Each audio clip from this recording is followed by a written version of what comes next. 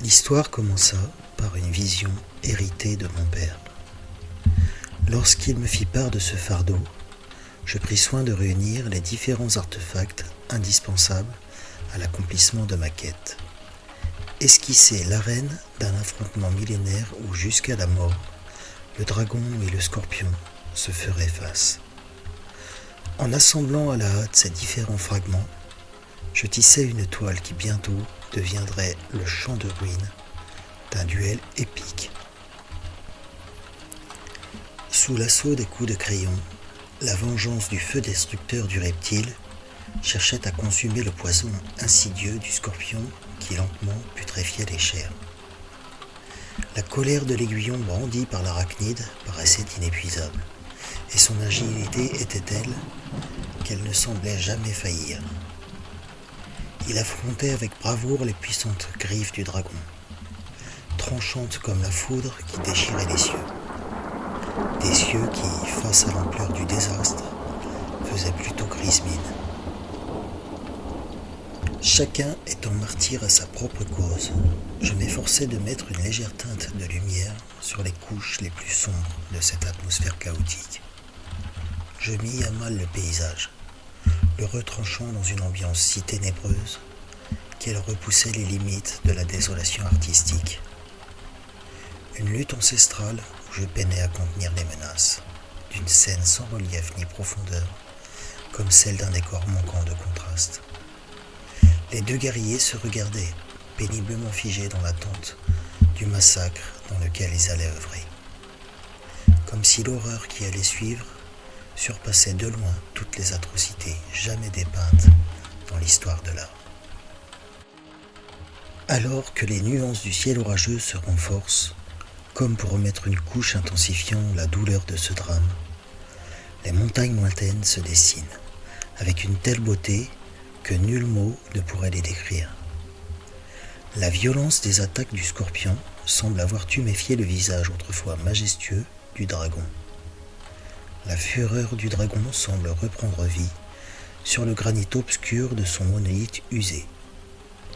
La stèle du scorpion, quant à elle, paraît noircie par les flammes, ne laissant intacte que l'empreinte de son aiguillon, seul à avoir résisté à l'assaut incandescent. La ferveur du combat se propageant peu à peu sur le sable devenu brûlant, trop brûlant peut-être. Le scorpion, dans sa rage, invoque les éléments, furieusement décidé à rester le seul monarque à régner sur ce royaume désertique. La foudre s'abat alors sur la stèle du dragon, la brisant en un instant, projetant des éclats de pierre incandescentes dans un grondement à vous assourdir. Sous le coup de tonnerre, ce monolithe qui jadis était le symbole de la grandeur éternelle du dragon s'effondre misérablement, laissant son représentant déséquilibré.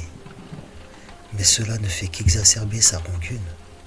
Les flammes se propagent rapidement, léchant les herbes qui s'embrasent tels des buissons ardents, transformant l'arène en une véritable fournaise.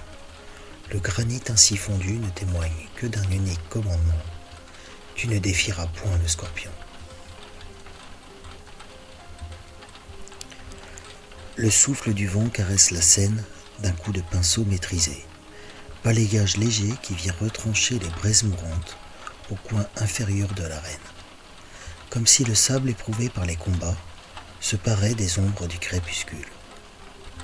La perspective d'une issue favorable semble à présent s'effacer, perdue dans la profondeur d'un paysage où chaque nouvelle dune d'un sable poussiéreux renforce l'immensité du drame qui nous accable. L'affrontement semble s'éterniser, si bien que la végétation tend à renaître malgré la fureur environnante. Un éclat de vie dans ce champ de destruction, comme un rappel piquant au dragon, pour signifier que ceux qui vivent ici ne craignent ni le feu ni la foudre. Le feu devient plus vorace et gagne en vigueur, sentant peut-être la fin se rapprocher. La chaleur de ce brasier est palpable, dévorant tout le fil de cette toile brûlante.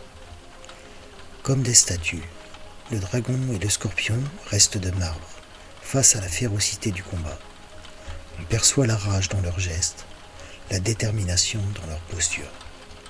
Chaque muscle, chaque écaille ou chaque griffe du dragon, tout comme les plaques de l'armure du scorpion ou son aiguillon finement ciselé, chaque fragment des corps de nos deux titans ressort avec une précision nouvelle, témoignant de la tension de cet affrontement millénaire. Les symboles gravés sur les stèles, désormais assombris, se révèlent dans toute leur splendeur, accentués par la lueur des constellations respectives des deux combattants. Ces étoiles figées dans la pierre semblent inscrire l'affrontement dans un destin cosmique. L'éclat du scorpion, vengeur implacable, se dresse face à celui du dragon, dont le regard s'embrase d'une férocité décuplée, prête à déchaîner sa puissance destructrice. Chaque griffe du dragon, plus aiguisée que jamais, semble ainsi capable de déchirer le ciel lui-même. Ce désert de sable autrefois, simple théâtre de leur affrontement, est désormais brûlé, marqué à jamais par la violence du brasier et l'intensité du poison versé lors de cette bataille titanesque. Sous la lueur des éclairs frappant la terre avec fracas, les contours des deux guerriers deviennent inquiétants. Leur lutte prend maintenant une tournure presque divine, comme si la nature elle-même rendait hommage à cet ultime duel. Les combattants ne sont plus de simples créatures, mais l'incarnation même de leur propre destin, gravé dans la pierre. Alors que le combat touche à son apogée, avec humilité, je scelle le tombeau de cette œuvre, griffant à l'écart des supplices la marque de mon intervention. Ultime épreuve pour ce pinceau, témoin silencieux d'un combat impitoyable, liant mon destin à celui de ces combattants devenus immortels. Les constellations gravées, qui autrefois paraissaient sceller le destin des combattants, disparaissent finalement, effacées par le temps dans un dernier souffle destructeur. Leur absence libère le regard, offrant à la bataille une nouvelle intensité. Le dragon rugissant d'une férocité extrême semble maintenant capable de réduire en cendres tout ce qui croisera sa trajectoire.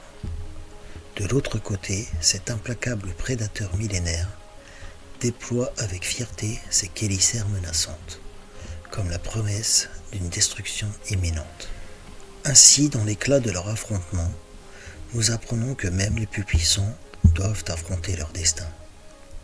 Car au-delà du combat, c'est l'œuvre elle-même qui survit, rappelant que chaque lutte forge nos armes et scelle notre héritage pour l'éternité. C'était Jérémie.